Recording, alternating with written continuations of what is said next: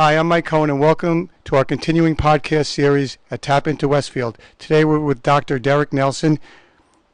Welcome to the show, Dr. Nelson. Hey, Mike, thank you for having me. I'm glad to be here. And on February 7th, you were appointed the principal of Westfield High School. Can you tell me a little bit about that process, what led up to that? Sure. Yes, like you said, I was appointed on February 7th of this year. Prior to that, I was the acting principal of Westfield High School, and that was from August of 2016 until that February date. Um, so yeah, I've been here. I've been in Westfield now I'm about to start my 8th year here in Westfield. My first 2 years were at Roosevelt, and then I was an assistant principal here at the high school from 2012 until last year. Process, of becoming a principal it's it's funny because it's different for everybody. Everyone's walk is different, everyone's path is different. I think for me, it's been a great journey. I started off believe it or not, as an elementary teacher. I taught fourth and fifth grades most of my years, but I taught fourth, fifth, and sixth throughout the years. Sixth grade during the summers, during summer schools and such. And then and that was in Plainfield, where I'm from. I was taught in Plainfield, and then I became an assistant principal in Orange at Main Street School. Yeah, I was at Main Street School as an assistant principal, and that was 10 years ago, which is crazy how fast time flies. And then I was in the same district at a different school, at Park Avenue School. In between there, I was deployed. I was mobilized, not deployed, down at Fort Dix for a couple of years, and then came back to the new school. And then, so my first, I guess, 10 years in education, a little bit more than 10 years, was in urban ed, and that's what I knew. And then, lo and behold, an opportunity came up in Westfield, and I took it. And so it was definitely a change in practices and how things go, but it's been a great opportunity for me. I think I've learned so much by being in the suburban world and seeing both sides of education, is what I like to call it, and it's only helped me to become a better educator. And so that all of that helped to groom me, I think, for this role here. And when you were growing up, did you want to be an educator? Is that something a goal that you had in mind as a child growing up? It's funny. I always laugh at this question whenever I get asked it, because I always wanted to be a teacher. From very, very little on. I jokingly say the only job that I wanted to be before being a teacher was a garbage man or a fireman, and that's just so I could ride on the back of the truck. But I actually was not an education major in college. I talked myself out of it. We were told back then, teachers, you can't survive being a teacher and all that type of thing. So I was a mass comm major. I was a television, radio, and public relations major. And when I graduated I worked at various TV studios and radio stations during my college years for Comcast and stuff, cameraman and those type of things. And then when I graduated from college from Delaware State, I took a job in New York at a public relations firm.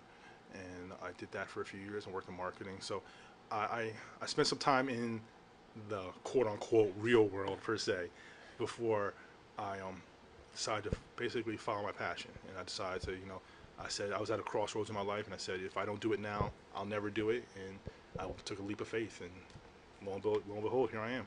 Did you ever go on the air? Did you work on the air as a radio or television person? On radio down in Delaware, I did. I had an overnight show. Not well. I can't say it was a show. I filled in for a lot of people when they just couldn't do it. So, and then I started working the morning show down in Seaford, Delaware. So it's a way down there. No one's gonna hear it. But I was an intern, so I would be the guy who'd drive the truck and go meet people, and I'd have the remote cast and everything. So it was a great time. I had a lot of fun doing it. A lot of fun doing it. So you weren't like a DJ in the studio or anything like that? Like I said, I did the overnight a few times and everything, but other than that, no, I can't say that. Did you do sports, or what was your specialty? Well, I did a lot of the overnight love type stuff. So I play the R&B music, like, hey, this is Dr. Love coming. I was that guy. And then but I was also a cameraman, so I did a lot of football, high school football stuff as the cameraman. And then when I worked for an AM station where we did a lot of reel-to-reel type of shows. So I would load that type of thing. So more of an engineer type of thing. than on the air type stuff. But But that experience must have helped you for your to be able to present ideas and communicate effectively as a principal. absolutely, absolutely. You know, you have to pitch ideas. You know, and especially when I did the public relations stuff. When I used to work for a company called BSMG Worldwide, which at the time was the seventh largest PR firm in the world. They're the ones who did their advertising arm, whereas Bozell, and they're the ones who did the Got Milk commercials and such like that. So they were a pretty big entity, and I learned a lot about speaking in front of people, about pitching ideas to clients, and we had some pretty big name clients and such. Um, Pitching ideas, pitching different thoughts or processes, and getting them to actually sign off on things, and working with different celebrities in the sense of getting them on board with different campaigns and such. So it was really it was a great experience, and I definitely learned a lot. Sure. And now let's get back to education now in the Westfield system. What initiatives do you think that you've added, or what would you like to see happen here at the school? Well, throughout the years, the one that I'm really proud of is one that I actually did at Roosevelt when I was there, which was the Plainfield Westfield exchange. One of the things that I noticed when I came into Westfield, you know, like I had said earlier, that I came from urban education, and in urban education, we have our own set of problems and everything. And when I came here, one of the things that I noticed first and foremost is that the things that were important to my kids in Orange and in Plainfield, in a lot of ways, those same things were important to my kids here in Westfield. And it really made me look at kids and say, kids are kids, you know, and being someone that grew up in Plainfield, you know, I grew up literally 4 miles from here, but it might as well have been 400 miles because we never interacted with anybody from Westfield and that type of thing. And I thought that was a shame. So I created a program with a partner of mine who we were teachers together in Plainfield. He's a principal now, and we took I think it was 60 of his eighth graders and 60 of my eighth graders, and we actually created a program centered on the book of Mice and Men, which kind of has a theme about the American dream of Steinbeck's work. And we got the kids together, and we had two teachers, a teacher from there and a teacher from here, and they had created like basically overarching themes and different wiki process and wiki projects that the kids could all interact with online. So they came to our school first, and they met each other, and they broke down into groups, and we talked about, what's the American dream to you, what's the American dream to me, and then they did these things. They went back to our individual schools. They answered these questions throughout as they read the book in lockstep, and then we went to their school, and it was a great program, and it really just helped to break down some of those walls and those barriers, I would say, or not even walls and barriers, but preconceived notions about each other, type of thing. And I thought that was really one of the things. That's one of the things I think, just educationally, I'm really very proud of that we were able to do, and that was written about in the New York Times. Then even it was written by the New York Times, the way their slant on it, I wasn't jumping up and down about how they painted, the two communities, but it got the eye of Penguin Publishers, and Penguin decided to interview the kids and the teachers about the program and made it an app in the enhanced book, online book of Mice and Men. So if you were to buy that, you could go into the extra scene type stuff, and you would see interviews of our kids, talking about the process that we went through with that. And I thought that was really absolutely excellent. So the object of that program obviously was to benefit both groups. Absolutely. And I guess that goes into your background, because your background is different than a lot of the people in Westfield.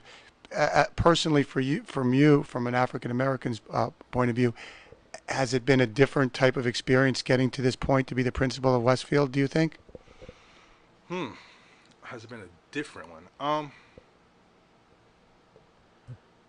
I don't know. I don't know. I would like to think. I would like to think that it wasn't. It's not so different. I don't know if that's wishful thinking or not, but I don't. I would like to hope that it wasn't. Um, I'd like to think that I worked really hard, in the sense, um, but that's just how I've always been. That's who I am. I think that just in my in my own background, when you talk about um, how I even was able to graduate from college, my parents and my parents never pushed me in the sense of saying like you have to go to college. My parents are blue collar workers. They're both from South Carolina.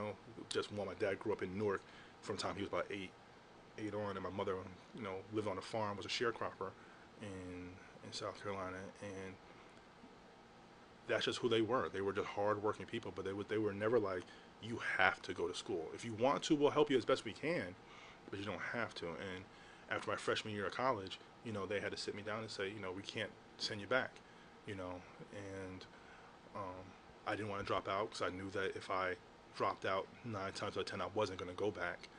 So I went into the military. I went into the Army Reserve and helped pay for school, moved off campus, and all those type of things to help save money. Got a full time job, but I just wasn't going to drop out. So it's that process and that I guess those experiences that kind of have help me to sit there and say, I try to work as hard as I can because nothing is guaranteed, and I think that's really at the end of the day what it comes down to is that nothing's guaranteed. So if you don't put yourself in situations to succeed, you know, it makes it really hard. So as an African American, was it harder for me?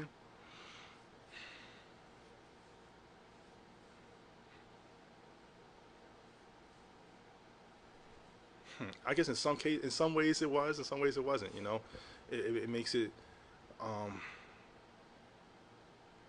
it makes you think sometimes that that you always hope that the playing field has been level, and I feel like my time in Westfield has been level. In this experience, I truly believe that. You know, um, I've been I've been met with nothing but respect as an educator and everything. But would I sit there and say that that's how it is across the board for everybody? Absolutely not. I know people in various places, and not necessarily about Westfield, but just in you know who really go through it, who in some cases they wouldn't be given a second chance or even given a first chance, to be perfectly honest with you. You know, um, and that's sad, and it's sad that it happens like that. Um, you almost feel like I know my parents always told me that you have to work, twice as hard just to get to the start line.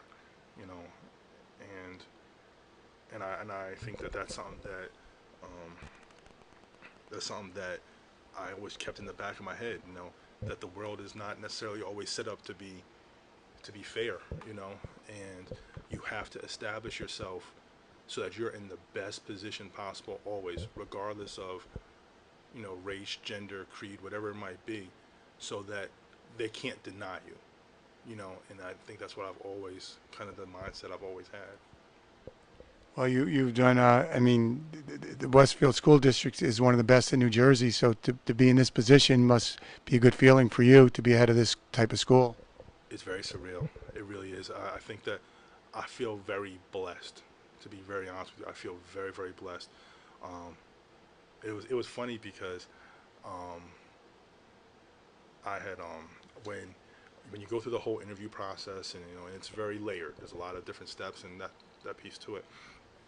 And I remember when I finally got when Dr. Dolan had finally said, Derrick, we're going to go ahead and recommend you to the Board of Education to be hired. I remember the feeling of sitting there for a second, and I'm not a very emotional person like that. I don't cry easy or anything like that. I don't tear up easy. But I remember I felt a little like tear up because it's just like wow, like this is really happening. This is really something that's you know it's awesome. And the funniest thing about it is that I laugh and joke about um, being at the high school because you know I never even in my education career I never even thought about high school. To be perfectly honest with you, I was an elementary teacher, and then I worked in the middle schools, and I was very happy in the middle school. To be very honest with you, but something came about that you know where it moved me here, and I was very nervous about it, but I couldn't see myself anywhere else after this. After the last 5 years, I love the high school. I love Westfield High School. I love where the people I work with. I think it's an excellent team, and It's like, yeah, it's really just an honor and a real blessing to be here. And your parents, have you been able to share that with them? I have, they came on the day I got appointed to the board meeting and everything, and it was it's something, I always, my parents are older. My dad just turned 80. My mom is 79. Hopefully they're not technology savvy, so they won't hear me telling their ages. But but it's funny, I had a conversation with my dad after I got appointed, maybe a week or two later, and I was just over there, just whatever, just talking whatever with my parents, and he has said to me, he said, growing up and watching you grow up, he said, you know, I never thought, and I guess I could take this one of two ways, but he said, I never thought that you would have accomplished all the things that you've done, between the military, between school and everything. He said, I can't tell you how proud I am of you, and that's really big because my dad is also, I guess that's where I get it from. He's not the emotional type of dude. That's not who he is, and it was definitely something. It's definitely something for sure. And what about your career in the military? That's helped you as well to. I think so. I think it's been um, it's been a ride. That's for sure. I went into the military, like I had said earlier, because initially because we couldn't afford to keep me in school, and my goal was to only do my initial contract and then hang it up and let it go. And I actually did do that. Tell you the truth, I did get out for a little bit. I had a break in service, but I ended up loving it. Like the whole military piece started when I was in high school. I was in the high schools I went to had a Marine Corps JROTC, and I can say Captain Stewart, God bless him, he passed away, and Captain Whitehead, who's still kicking down in South Carolina. Those were our senior military instructor and our military instructor. And when I tell you that they took care of us, they took a bunch of black and Hispanic kids, well, not just black and Hispanic, but because there were some white kids in our schools, but they were primarily black and Hispanic kids, and they took us and they said, you know what, we will not allow you to disrespect yourself. We will not allow you to disrespect others, and you're going to make something of yourself, you know. And sometimes they did it with hugs, and sometimes they didn't do it with hugs. But they were our first. They were for me. They were my first introduction into the military, even though my dad was in the Navy. But that was our first introduction into really what a little glimpse of what military life was like, and they actually provided. Without them, I would have never even thought of the military as being an option, for school or to help with school, that type of thing. But um, when I finished my initial contract, I was kind of frustrated with the military, and I got out, and I didn't realize how much I missed it, and I came back in, and I've been back in ever since. I mean, I'm on the tail end of my career. I'm going to retire from the military in pretty soon, in the next couple of years. But it's been a great ride, through even with all the mobilizations and the deployments and the ups and the downs. I wouldn't trade it. I'm tired now. I'm tired doing two jobs, but I wouldn't trade the experience. Even through all the pains in my back and knees and going through the VA and all that craziness with disability and stuff like that, and trying to work through that. But the relationships you build with people are for life. I got to be a drill sergeant, and that was a great experience, and it helped to really establish a standard for me. It's funny, people, you have to go through your life and you can say, well, this person went into the military and this person went into the military, and they have two totally different outcomes. It's about what you really take from it and what you decide to learn from it. Like, it's just like having two siblings who grew up in the same household. One becomes this and another becomes that. It's about they got the same lessons from those parents, but just one decided to take it one way or another. And the military really helped me as far as establishing a standard, discipline. I learned how to plan. I learned how to set plans for myself and goals. You learn leadership in a whole nother type of way, which has really help me here in the education world. How to respect others. Like, those things all came about in part. Who I am today in part came from those experiences from my military world. Absolutely. Is there anything that you do, like for example, every like you start your day a certain way from the military, like with a list, or is there a routine that you a military routine that helps you in a daily to run the school? On a daily basis to run. I don't know if I could say to run the school. I wouldn't say that, but I would say that me personally, um, like there's certain things that drives my fiance crazy, but like I'm very like at home. I'm very like everything has to go back in its place, and it drives her nuts because she's kind of free will and free, free flowing type of thing.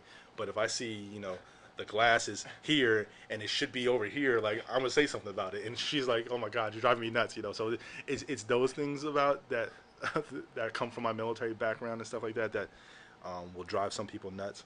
But I think that if there's anything that I say that is a direct connection from my military world to here, it's being able to listen, and and understand. We're trying to put yourself in other people's shoes.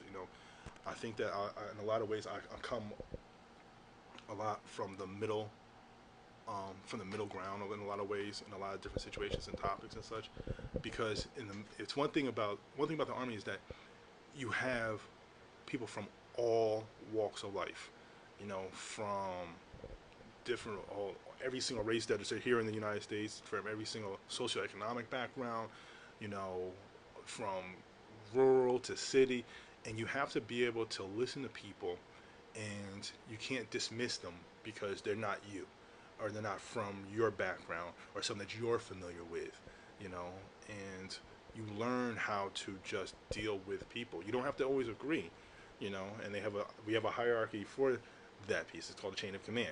Someone's going to make a final decision, but you do have to listen. You do have to have an understanding of what's going on, and I think that has helped me in this piece here. Which you served in the army, Yeah, Army Reserve. and how far up? What was your ranking? Well, right now I'm a Chief Warrant Officer too, so that's just very recently. In the last 3 years, I transferred over to going into the officer side. But before that, I made it to E8. I was a Master Sergeant before transferring over. And you've been deployed. Have you been all over the world? I've been around a bit. I've been around a bit. I have spent time in the Middle East, um, and everything. So yeah, definitely been around. And let's get back to Westfield High School. What what are your plans for the future of Westfield? Like, where do you see it going, and what things would you like to add to the school, or how would you like to put your imprint on the school? I think right now Westfield High School does so many wonderful things, really, really great. I think that what we're looking at now is really trying to how do we capitalize on the 21st century learners, and bring in some of those like practical art type of things, like a robotics piece or engineering piece, and how do we build on those type of fields? I think that that's kind of where we're looking at right now. We're also looking at a technology initiative or I mean, this is something definitely not in the next year or so, but just over time. What's the best way to capitalize on technology here in the classroom so that it can be long, um, long standing, long stemming, whatever word you want to use, and can be continuous. You know, one of the things that we're looking at is potentially getting Chromebook cards or getting a device, a classroom set of devices for every single classroom. Which we think would be very will be changing in a lot of ways, because then when you have the technology available every single day, it's really can hone you as a teacher. You can hone in on what you can do in the classroom as far as technology wise versus, you know, some kids have it, some kids don't. Do you send the kids home to do work on technology or do that type of research versus when you have it right there, readily available? I know there's the one thing about education is that we do follow trends. So for a long time it was the trend of the one-to-one, where every kid had their own device and they would take it home and bring it back, and that type of thing. And not that there's nothing wrong with following the trend from time to time, but you have to do what's best for your own community, your own school, and everything. And I think that by having something in each classroom, going down the road, would really benefit our kids in the long haul, and our like I said, and also our teaching practices and such like that. Would the technology be that it connects from classroom to classroom, or your classroom to another classroom in another school, like the initiative that you had in Plainfield? Is that something? What or is the trend? I would love to be able to capitalize on some of those opportunities again, but this trade is no more so about devices in here, in the classroom type of thing. But it would definitely open up those avenues to being able to do those type of branching out into those type of things. And doesn't even have to be, if you have that amount of devices and that type of Wi-Fi here, you could. It doesn't have to be from here to Plainfield. It could be here to Shanghai. It could be. We could open up, different things with different schools all around the world. I remember when I was in Kuwait, it just by sheer dumb luck, I had met the principal of the American school in Kuwait, and so she and I we talked for a while, and we just talked about just education processes and everything, and that would be a great opportunity.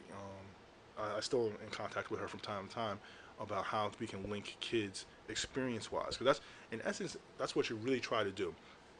I know we provide stellar education, but it's about also providing experiences for kids, experiences that they would never get on a regular basis. And I think that's really important. I know that's a huge middle school initiative, but it's also here at the high school too. We're not just preparing kids just for college; we're preparing them for life.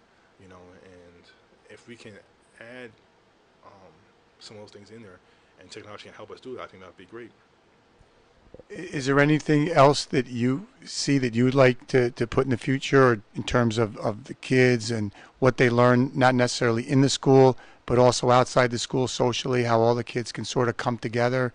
Is that an area where I know there's a lot of that in the news right now? Yeah, yeah, it's definitely when you look around the last couple years and how our country has kind of found itself in this type of me versus them type of atmosphere. I would love to be able to just try to have kids understand and have families understand and parents understand and everyone, the community understand that we are we are we are the Westfield community. You know, regardless of your individual backgrounds and such like that. You know, we do have a tie that binds, and that's all that we all are working for the betterment of the students here in this school district. You know, and if we can look at it from that aspect first, you know, and seeing if we can do that piece, I think that would help in a lot of ways. Not saying that we have this huge problem here in Westfield. Do we have issues? Sure. Every community does. There's no getting around that. But I think that where a lot of this comes from is really from where we have found our country in the last few years. It has become truly an us versus them type of state, and and you can define however you want to the us versus them. You can probably pick any type of pair, and it's going on. When you look at what's happened in Virginia recently and such, it's it's a shame, and it's a matter of just really sitting down and having a conversation with people. It's easy to have a preconceived notion about somebody when you've never had a conversation with them. You know, yeah. And in closing, is there any specific examples that, since you've been here as a principal or acting principal, that you've seen the community come together? Oh yeah, yeah, definitely. We've unfortunately, I mean, we've had quite a few over the years. Over the years, we've had a few tragedies that have happened, and I can say that as a community, when something like that happens, especially the kids, but not just kids, but especially the kids, our community has truly pulled together and worked to support those families, whether that's through grief counseling, whether that's through just knowing that we're here, whether that's through financial piece, through donations, whatever it might be. We tend to really pull together well in those respects whenever something like that happens, and I'm glad that to be a part of a community like that, and hopefully that'll always continue. Well, thank you very much. Our time is coming to an end, but I really appreciate you being on the show Good today. conversation, man. Definitely wonderful, wonderful conversation. I loved it. It was really good. Oh, thank you very much. Okay, bye. All right, great.